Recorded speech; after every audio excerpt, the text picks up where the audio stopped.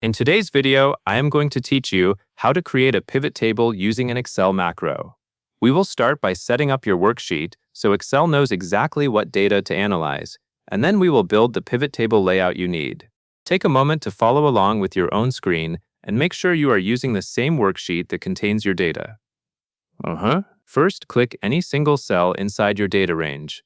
In this example, that range is A1 to B5, so click anywhere within that area, such as cell A1 or cell B3. The reason this matters is that Excel uses your selection as a reference point to detect the table range. When you click inside, Excel can automatically determine the correct dataset for the pivot table. Next, move up to the ribbon at the top of the Excel window and click the Insert tab. You are choosing this tab because pivot tables are created from the Insert area of Excel, along with other reporting and visualization tools. Once you click Insert, you will see a section of options designed for building summaries and charts. Then, click the Pivot Table button on the far left in the Insert tab. This is the control that launches the pivot table creation process. When you select it, Excel opens a setup window so you can define where the pivot table should go and what data it should use.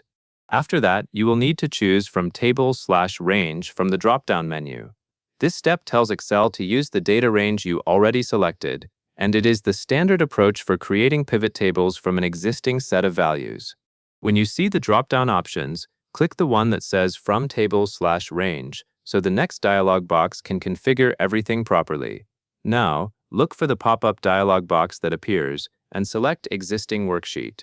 This choice is important because it lets you place the pivot table in a specific location on your sheet, rather than creating a brand new sheet. Selecting Existing Worksheet gives you control over the exact starting cell for the pivot table report. With Existing Worksheet selected, click cell D1 to set the destination location. This step tells Excel where to place the empty pivot table layout. As you do this, pay attention that you are truly selecting cell D1 in the worksheet grid shown in the dialog box. You want the pivot table to begin at D1, so the report has enough room and does not overlap other content. Once the destination is set, click OK. This creates the initial empty pivot table layout and typically opens the Pivot Table Fields panel. At this point, your pivot table is ready, but it does not yet show any results.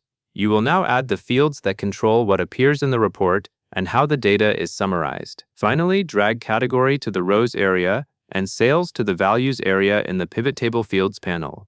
When you drag Category into rows, Excel will group items based on that field, creating one row per category. When you drag Sales into Values, Excel will calculate a summary of the sales field for each category. Depending on your data type, Excel may default to a summary function like sum, and you will see the pivot table populate based on that configuration.